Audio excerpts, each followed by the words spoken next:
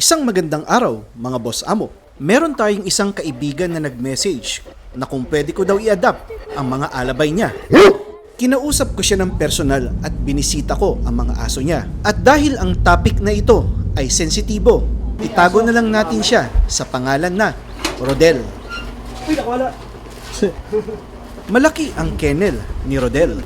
At kung pag-uusapan ang number of square meters per dog, di hamak na mas malaki ito kesa sa phase 1 ng Supero.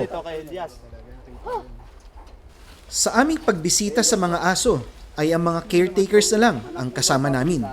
Sa sobrang busy ni Boss Rodel, ay nasa 5 minuto lang ang pag-uusap namin at mas mahaba na ang oras na ginugol ko na kausap ang kanyang mga caretakers. Inalam ko ang history ng bawat aso. Tinanong natin kung ilang taon na sila, ano ang kanilang diet, at kung ano ang kanilang activities sa loob ng isang araw.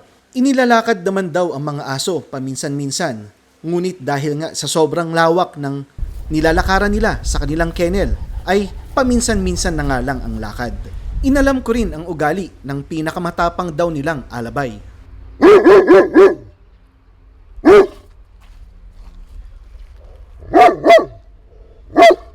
Nagtatalo ang aking isip kung kukunin ko ba sila o hindi. Ang gusto ni Boss Rodel ay kung kukunin ko ay dapat kunin ko silang lahat. Oo, silang 6.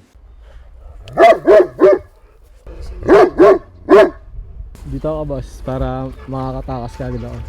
Ito ang perfect example ng may pera ka, ngunit wala kang oras. Hindi ko masisi si Boss Rodel sa kanyang sitwasyon.